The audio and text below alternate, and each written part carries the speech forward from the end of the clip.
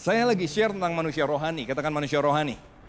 Kalau saudara ke kaktus, maka saudara carilah dari sejak mana share ini dimulai. Saya masukkan khotbahnya Andreas, Christ in You menjadi salah satu bagian di dalamnya. Saya masukkan khotbahnya Jonathan Pastiasina tentang pencobaan. Itu kan mereveal what inside you. Itu saya masukkan di dalamnya. Lalu yang terakhir saya sebelum ini saya cerita tentang manusia rohani. Di situ termasuk. Nah ini yang keempat. Yang keempat saya mau share tentang disiplin rohani.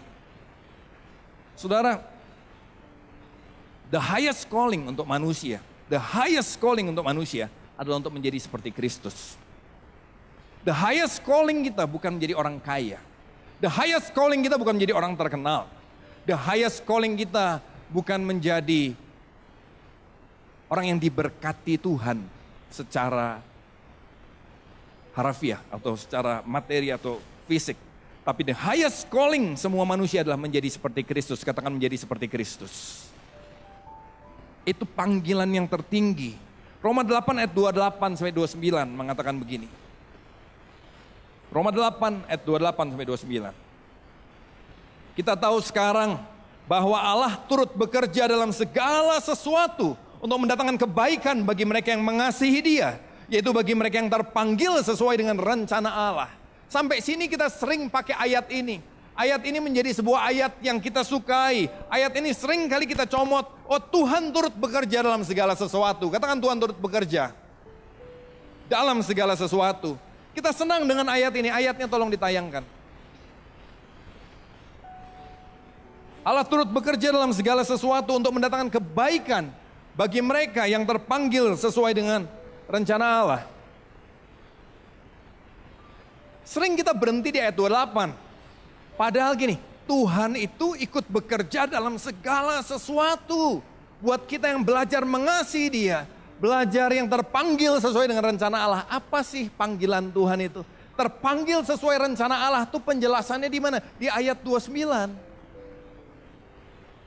Sebab semua orang yang dipilihnya dari semula, mereka juga ditentukannya dari semula menjadi serupa dengan gambaran anaknya. Supaya dia, anaknya itu menjadi yang sulung di antara banyak saudara. Apa sih rencana Allah itu?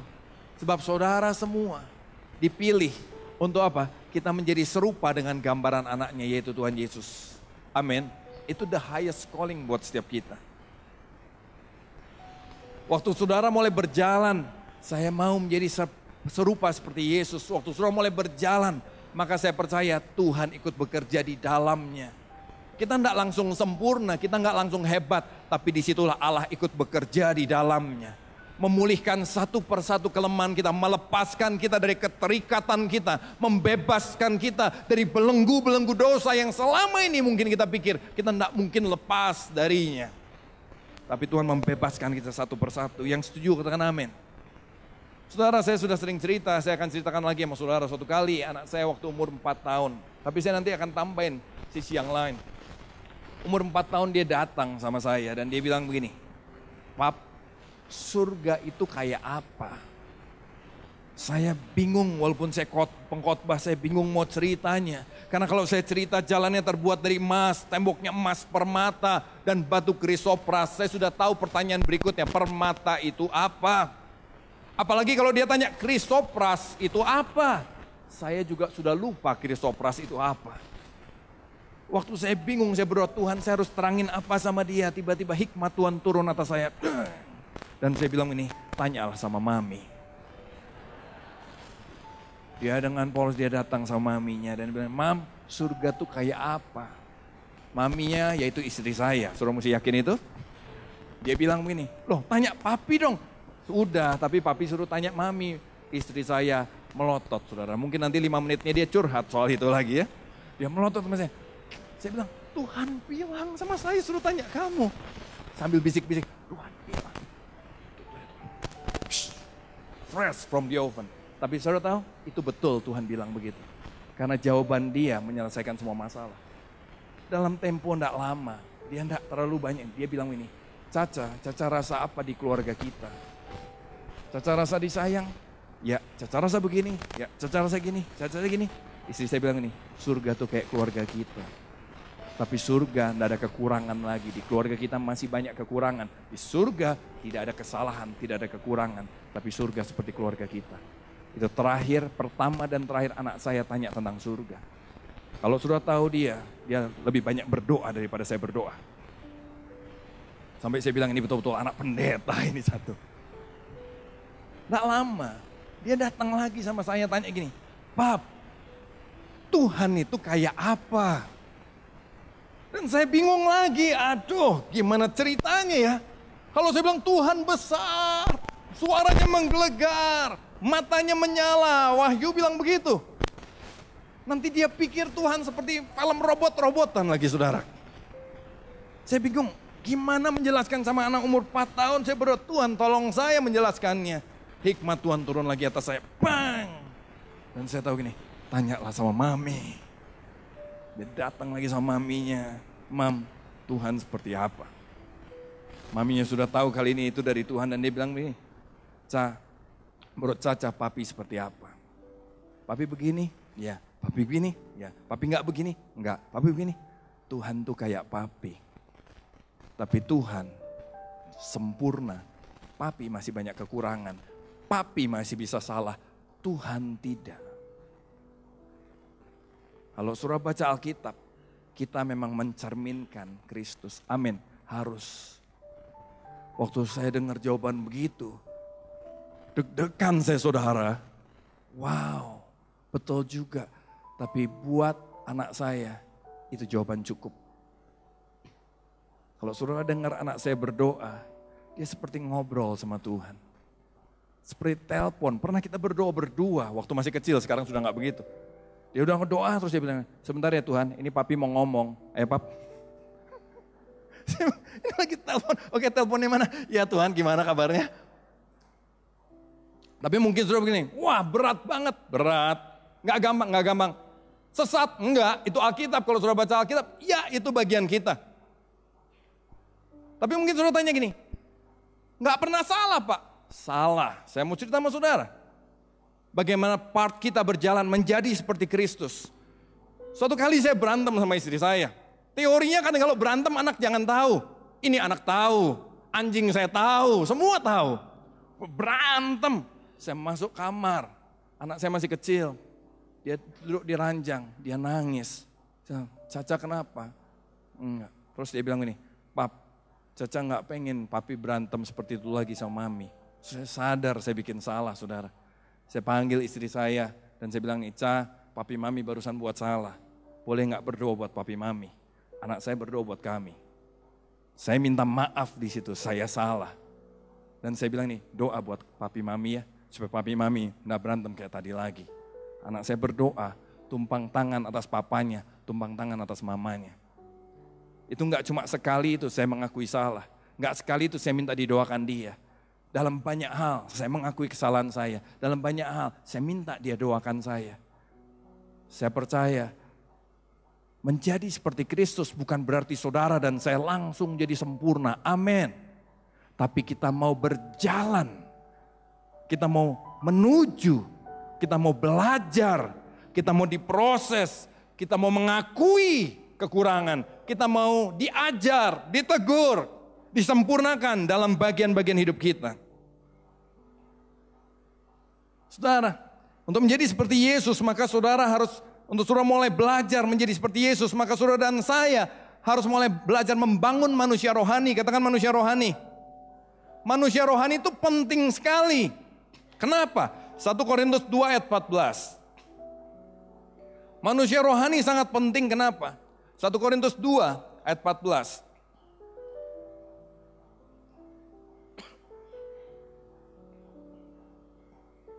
Tetapi manusia duniawi tidak menerima apa yang berasal dari roh Allah. Kenapa manusia rohani penting? Karena manusia duniawi nggak menerima dari roh Allah. Selama kita cuma, ayatnya biar saja. Selama kita terus hanya dengan pikiran kita, kekuatan kita, kita manusia duniawi. Dan manusia duniawi nggak terima apa-apa. Suruh kerja 1, dapat 1. Suruh kerja 2, dapat 2. Suruh berpikir 1, jadi 1. Tapi manusia roh, karena hal itu banyak hal yang dari Tuhan. Karena hal itu baginya adalah satu kebodohan. Dan dia tidak dapat memahaminya. Sebab hal itu hanya dapat dinilai secara rohani. Kalau saudara mau diberkati Tuhan dalam banyak hal, maka kita harus belajar membangun manusia rohani kita. Karena berkat Tuhan, berjalan bersama Tuhan, keintiman dengan Tuhan, itu hanya dapat diterima oleh manusia rohani kita. Yang setuju kata amin. Firman Tuhan buat kita yang masih berpikir secara dunia bodoh. Firman Tuhan yang buat kita yang masih berpikir dengan cara kekuatan kita sendiri konyol. Tapi waktu saudara mulai bertumbuh sebagai manusia rohani, itu menjadi harta yang tidak ternilai. Pengalaman menyembah Tuhan buat saya itu harta yang tidak ternilai.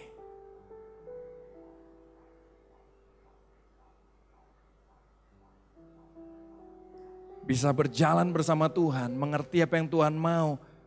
Dengar suaranya, walaupun saya sering juga tidak sempurna. Dia bicara dan saya tidak dengar, tetap sering. Cuma itu harta yang tidak ternilai. Jangan salah saudara, sering kali kita lihat orang punya banyak uang dan kita bilang, dia diberkati Tuhan. Belum tentu. Kaya, populer, cantik atau cakep itu bukan ukuran diberkati Tuhan. Apa ukuran manusia rohani saudara bertumbuh? Ada 5 parameter kerohanian saudara. Tolong 5 parameternya. Ada 5 parameter kerohanian seseorang. Kalau saudara mau tahu saudara diberkati Tuhan, saudara menjadi manusia rohani yang dibangun dalam Tuhan, maka 5 hal ini yang kita harus belajar lihat. Yang pertama, haus akan Tuhan. Katakan haus akan Tuhan. Manusia rohani itu akan haus dan lapar akan Tuhan. Sama seperti manusia jasmani saudara. Kalau nggak makan, lapar kan? Kalau nggak makan, pusing kan? Walaupun ada beberapa yang nggak pernah bisa rasa lapar. Tapi saya tahu, gini, pada umumnya begitu. Saya punya kelinci baru di rumah. Kelinci itu kalau lapar saudara, dia lempar-lempar tempat makannya. Kletek-kletek. Habis kosong, dia panggil kita dengan cara lempar-lempar. Kletek-kletek. Lapar, katakan lapar. Kalau manusia rohani saudara hidup, maka saudara akan haus dan lapar akan Tuhan. Apa yang orang haus akan lapar dan akan Tuhan? Dia akan cari Tuhan, dia akan pengen dengar firman, dia akan baca firman, dia akan cari. Dia akan gali, dia tidak puas. Hanya dengan begitu saja. Waktu saya mulai lahir baru, saya mulai bertobat, saya 1 hari bisa 3 kali ke gereja. Bukan khotbah, bukan melayani. Saya dengar firman, saya enggak puas. Dengar firman ini pengen dengar lagi yang lain. Saya pengen makan. Nggak harus sama, nggak harus sama. Ini cuma pengalaman saya pribadi, tidak harus sama. Ini bukan metode. Di mobil saya dengar lagi. Kenapa? Haus akan Tuhan. Yang kedua, kita mau dikuasai firman. Katakan dikuasai firman. Maksudnya dikuasai firman apa? Dalam segala sesuatu yang kita lakukan, kita selalu gini, belajar kembali pada firman. Firman bilang apa tentang itu ya? Firman mau mengajar saya apa tentang itu ya? Wah capek dong Pak hidup. Enggak. Tuhan enggak pernah tuntut saudara langsung jadi Superman. Saudara enggak tuntut saudara langsung bisa segalanya. No. Waktu saya menikmati berjalan bersama Tuhan. Dan saya mau beritahu, saya tidak pernah tertuduh. Walaupun saya tahu saya masih ada kurang. Karena apa? Saya tahu Bapa saya menerima saya apa adanya. Waktu saya bikin salah, saya datang sama Tuhan, saya bilang, Tuhan saya salah, aduh sorry. Saya bisa begini ya. Kok bisa? Harusnya nggak boleh begitu Tuhan. Saya tahu, maaf Tuhan. Saya bertobat lagi dan saya berjalan lagi. Dan Bapa di surga seperti Bapa yang baik. Oke Andi, it's okay. Kamu tahu itu salah? Oke, yuk kita jalan lagi. Dan saya jalan lagi, saya belajar lagi untuk dikuasai firman. Sama seperti waktu saya bikin salah, saya nggak malu mengakui sama anak saya. Saya akui saya salah. Saya minta anak saya masih kecil, doain saya. Pernah suatu kali saya lagi lemah, saya lagi rasa khawatir, saya lagi rasa takut. Tayangin aja, nggak apa itu dulu tulisannya. Saya bilang, Ca, papi lagi takut nih Ca. Papi lagi deg-degan, khawatir. Boleh enggak doain papi? Karena anak-anak kalau berdoa Tuhan gampang banget. Semua musuh hancur. Oh enak banget saudara. Mantep doanya kan. Ya kan? Tuhan setan-setan tendang aja misalnya begitu kan. Buat saya didoain anak seperti itu saya kuat lagi. Dia enggak mikir, saya mikir. Pada saat itu saya perlu orang yang berdoa dengan percaya sama Tuhan. Saya dikuatkan. Saya cerita begini loh, berjalan bersama Tuhan tidak selalu bilang kita sempurna. Tidak selalu kita bilang kita sudah lakukan semuanya dengan hebat. Tapi kita mau dikuasai firman. Yang ketiga, makin banyak mengasihi, katakan makin banyak mengasihi. Itu yang dibilang memberkati kota. Bahkan orang tidak kita kenal, apa yuk kita mengasihi. Itu yang dilakukan di home-home, makin banyak mengasihi satu sama lain. Kita nggak hanya memikirkan diri sendiri. Yang keempat, peka terhadap hadirat Tuhan.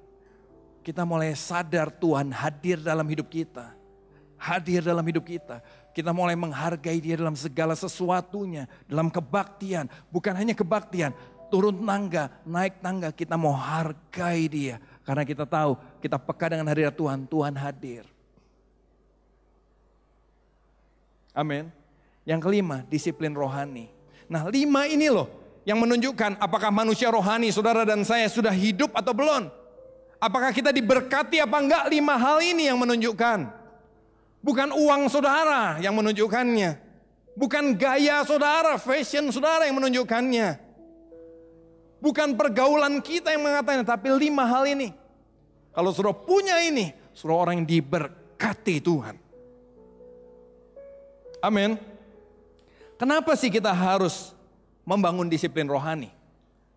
Kenapa kita harus membangun disiplin rohani? Markus 14 ayat 38 bilang ini.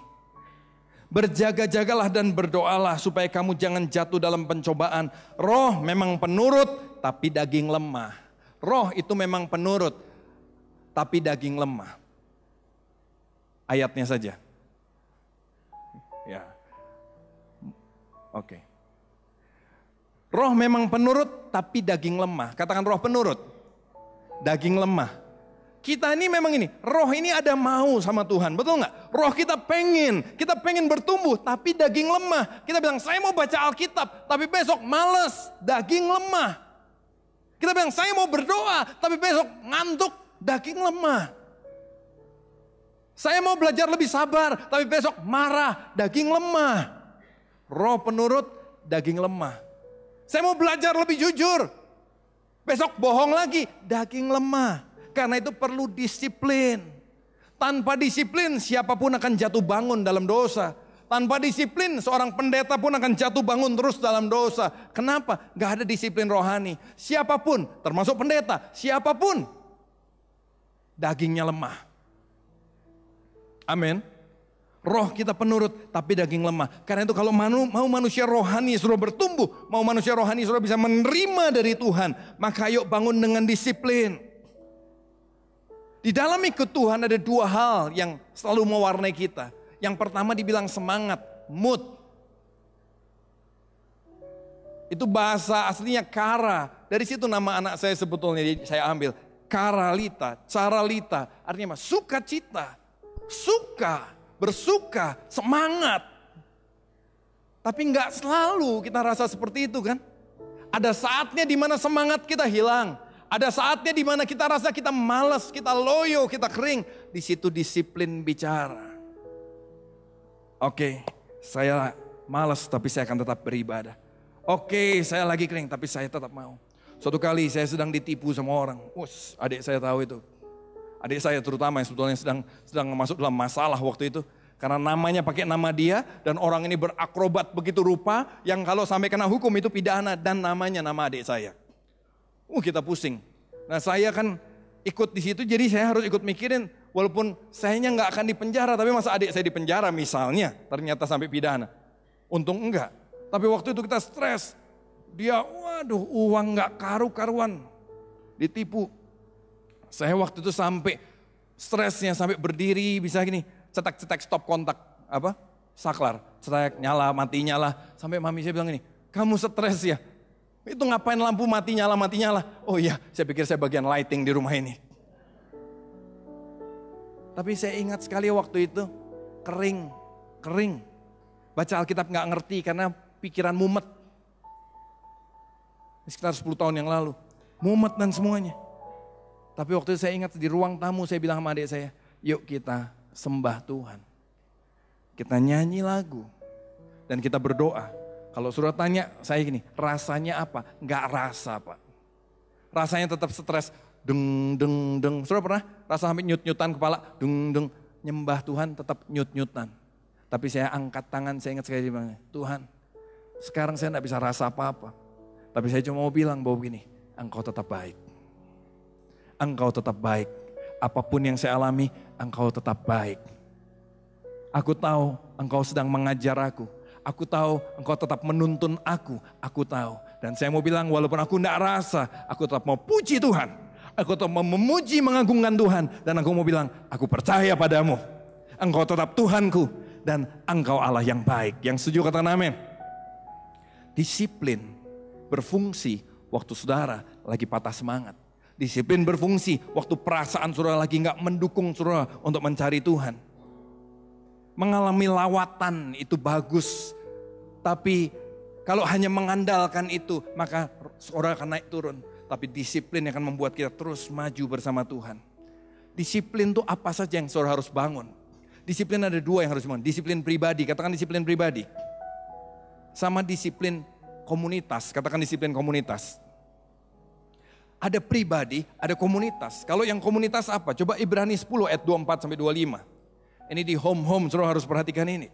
Ibrani 10 ayat 24 sampai 25. Dan marilah kita saling memperhatikan supaya kita saling mendorong dalam kasih dan dalam pekerjaan baik. Kita harus disiplin untuk apa? Saling memperhatikan, saling mendorong dalam kasih dalam perbuatan baik. Ayat 25. Janganlah menjauhkan diri dari pertemuan-pertemuan ibadah kita seperti yang dibiasakan oleh beberapa orang. Tetapi marilah kita saling menasihati, semakin giat melakukannya menjelang hari Tuhan yang semakin mendekat. Saudara percaya hari Tuhan semakin mendekat? Amin. Mungkin saudara bilang nih, Pak emang kiamat kapan? Gini loh saudara, kalau Tuhan belum datang, saudara akan datang duluan sama Tuhan. Percayalah. Setiap kita semakin hari semakin mendekat hari Tuhan buat saudara dan saya. Amin. Amin. Iya kan? Jangan pikir, masih lama Tuhan datang. Iya kalau Tuhan datang masih lama, kamu akan datang duluan sama Tuhan. Jadi hari Tuhan tetap mendekat buat saudara dan saya. Karena itu gini, jangan jauhkan dirimu dari pertemuan ibadah. Seperti yang dibiasakan banyak orang. Ayo disiplin dirimu. Disiplin dirimu. Belajar untuk bertumbuh. Nah, disiplin diri itu dalam hal apa saja. 4 poin terakhir ini yang saya akan share sama saudara. Bagaimana membangun disiplin rohani supaya manusia rohani saudara bertumbuh. Yang pertama, merenungkan dan melakukan firman Tuhan. Katakan merenungkan dan melakukan firman.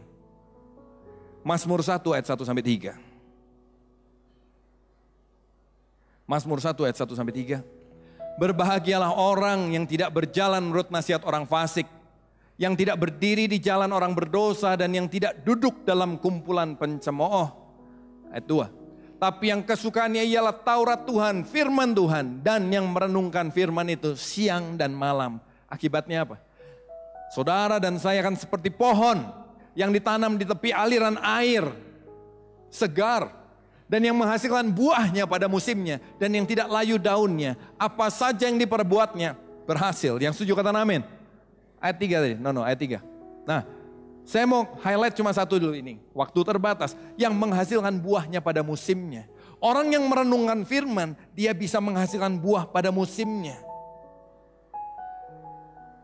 Buah pada musimnya itu apa? Saudara begini, waktu saudara memang harus sabar, saudara bisa sabar. Kenapa? Kalau merenungkan firman, saudara akan berbuah pada waktunya. Amin.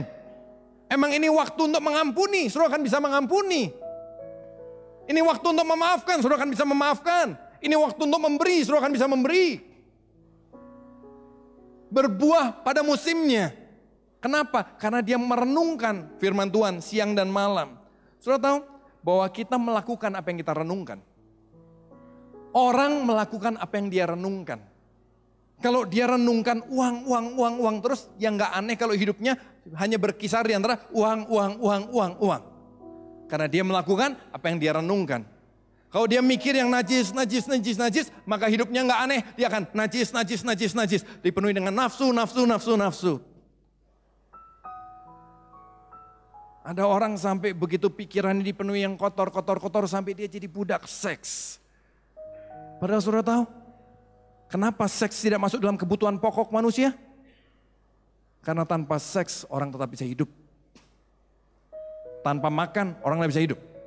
Tanpa minum orang nggak bisa hidup. Tapi seks tidak seharusnya memperbudak manusia. Amin. Nah kenapa itu seringkali memperbudak kita? Kita renungkannya itu terus. Nah ganti renunganmu saudara. Yang setuju kata amin. Ganti renunganmu. Ganti renunganmu. Karena kita akan melakukan apa yang kita renungkan. Kalau saudara merenungkan betapa hebatnya saudara, betapa powerfulnya saudara, maka saudara akan jadi orang yang arogan. Tapi kalau saudara merenungkan tentang Tuhan, kebaikan Tuhan, kemurahan dan betapa saudara mengasihi Tuhan, maka tanpa sadar nanti lihat, ciri-ciri Kristus akan mulai muncul sedikit dalam hidup saudara. Mulai mewarnai cara berpikir saudara, mulai mewarnai cara saudara mengambil keputusan, mulai mewarnai cara saudara bersikap terhadap orang lain. Yang setuju kata amin. Sebuah penelitian bilang begini, untuk membentuk sesuatu hal menjadi sebuah kebiasaan buat saudara dan saya, maka itu diperlukan 40 kali melakukannya, baru jadi kebiasaan. Misalnya, saudara mau tiap bangun pagi minum air putih dulu. Kalau saudara belum jadi kebiasaan, suka lupa, ya kan? Ingatnya cuma setahun 2 kali gitu loh saudara. Ya kan? Tapi kalau saudara mau latih itu jadi kebiasaan, coba 40 kali berturut-turut lakukan. Nanti seterusnya saudara akan minum air putih setiap kali habis bangun. Disiplin dirimu untuk merenungkan firman. Sekarang pemimpin-pemimpin lagi belajar. Pemimpin lagi belajar nih, tiap hari kita semua harus renungkan firman. Kita mau ambil setengah jam. Kenapa? Karena coba saudara renungkan betul-betul. Bukan baca buru-buru ya, udah saat teduh. Apa tadi? Enggak tahu, yang penting udah baca. Bukan begitu, tapi renungkan firman. Ambil waktu menyembah, ambil waktu berdoa. Sampai Widi karangin, bikinin sama kita album kompilasi untuk worship pribadi. Nanti saudara lagi di QC dulu sebentar. Kalau sudah saudara akan dibagi. Ya kan, paling tukar ongkos ininya, CD-nya aja. Ya kan, tapi kita akan diberkati supaya di rumah. Saudara bilang ini, saya enggak bisa main musik, enggak bisa nyanyi. Saudara pakai CD itu, saudara bisa menyembah Tuhan. Supaya saudara bisa merenungkan firman, lakukan 40 kali berturut-turut. Nanti lihat, merenungkan firman menjadi gaya hidup buat saudara dan saya. Ayo belajar, disiplin dirimu untuk merenungkan dan melakukan firman. Supaya kamu berbuah pada waktunya. Alkitab bilang seperti pohon ditanam di tepi aliran air, segar terus. Ada kekuatan baru setiap kali saudara membutuhkan. Yang kedua, apa yang harus kita disiplin? Berdoa dan menyembah. Katakan berdoa dan menyembah. Lagi berdoa dan menyembah. Saya mau ajak kita belajar. Makanya saya mau perkuat worship kita. Worship diperkuat bukan bikin tambah banyak tim di sini, bukan itu. Worship diperkuat dengan cara apa? Mengubah sikap hati kita dalam menyembah Tuhan. Mengubah cara berpikir kita dalam menyembah Tuhan. Waktu itu berubah, maka lihat nanti saudara akan menyembah seperti yang belum pernah saudara lakukan. Kenapa? Hatimu berubah, pikiranmu berubah. Saya berdoa supaya itu jadi gaya hidup saudara dan saya. Berdoa dan menyembah Tuhan. Coba lihat Lukas 9 ayat 28-29. Lukas 9 ayat 28-29. Kira-kira 8 hari sesudah segala pengajaran itu, Yesus membawa Petrus, Yohanes dan Yakobus lalu naik ke atas gunung untuk berdoa. Ketika dia sedang berdoa, ayatnya bisa tolong? Ketika dia sedang berdoa, ayat 29, kita sudah sampai 29. Baca sama-sama, 2, 3. Ketika dia sedang berdoa, rupa wajahnya berubah dan pakaiannya menjadi putih berkilau-kilauan. Saya percaya waktu engkau berdoa dan menyembah Tuhan, dirimu berubah saudara.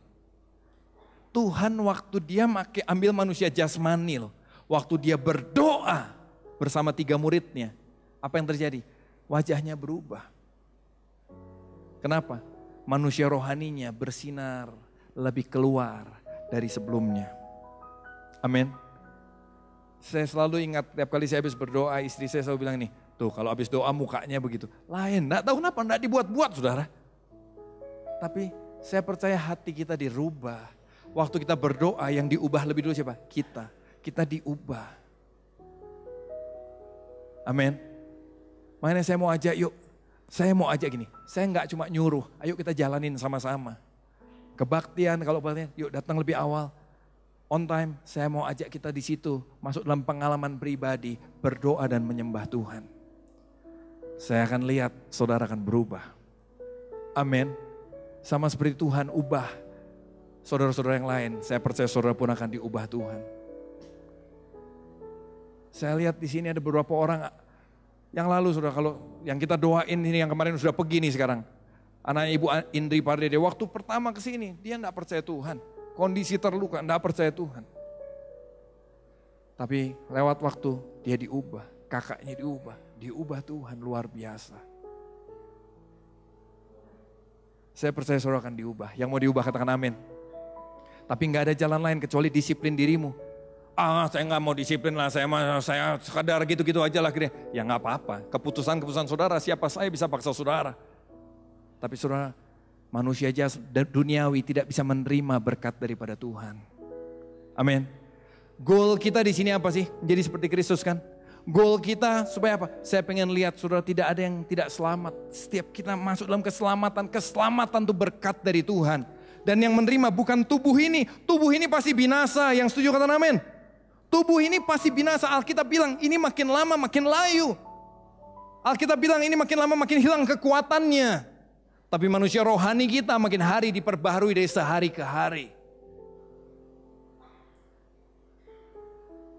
Saya mau ajak kita. Saya enggak suruh saudara. Saya enggak kasih teorinya. Saya mau ajak kita yuk alami. Bagaimana doa dan penyembahan mengubah saudara dan saya. Amin. Orang yang kenal saya dulu, tahu saya berubah jauh. Walaupun kenalnya dulu di gereja, sudah di gereja, sampai sekarang masih di gereja, tapi berubah jauh. Kenapa? Saya percaya hadirat Tuhan yang makin hari makin mengubahkan. Dan saya mau bilang, saya belum selesai, Tuhan belum selesai dengan saya. Saya akan terus diubah. Kenapa? Doa dan penyembahan akan mengajar kita. Firman yang akan memurnikan kita, amin. Dan saya mau ajak kita sama-sama yuk. Sama-sama. Yang mau katakan amin. Yang ketiga, belajarlah berpuasa. Kenapa? Waktu saudara berpuasa, saudara itu lagi lawan kedagingan saudara. Saudara lagi mau bilang sama tubuh saudara gini, bukan kamu yang berkuasa, tapi Roh Allah yang berkuasa. Kalau aku bilang tahan lapar, tahan laparmu. Kalau aku bilang tahan keinginanmu, tahan keinginanmu. Saudara di situ waktu berpuasa, saudara sedang melatih tubuhmu untuk tunduk sama dirimu. Tunduk sama manusia rohani. Bukan tubuh yang menguasai manusia rohani. Selama ini tubuh menguasai manusia rohani kan. Manusia rohani pengen berdoa, tubuh pengen tidur. Mana yang kita turutin? Tidur. Amin. Roh pengen baca Alkitab, manusia rohani bilang malas. Mana yang kita gini? Malas manusia duniawinya. Tubuh bilang malas. Tapi puasa itu melatih diri kita, mendisiplin diri kita untuk bilang ini, tubuh bukan kamu yang berkuasa. Kamu harus ikut apa yang manusia roh mau, apa yang Allah mau, apa yang saya sesungguhnya mau. Andi adalah manusia rohani, saudara adalah manusia rohani yang punya jiwa dan memiliki tubuh. Amin. Kita ini manusia rohani loh. Saudara yang dilihat ini tubuhmu, tapi dirimu sebetulnya manusia rohanimu. Bangun manusia rohanimu. Belajar berpuasa. Puasa bukan diet, itu lain. Amin saudara? Katakan sama-sama, puasa bukan diet. Puasa adalah melatih tubuh kita. Yang terakhir saya mau ajak kita belajar banyak berbahasa roh. Saudara yang sudah dipenuhi Roh Kudus, pakai itu untuk menyembah Tuhan. Berbahasa roh lah. Saya mau ajak kita lihat 1 Korintus 14 ayat 2-4.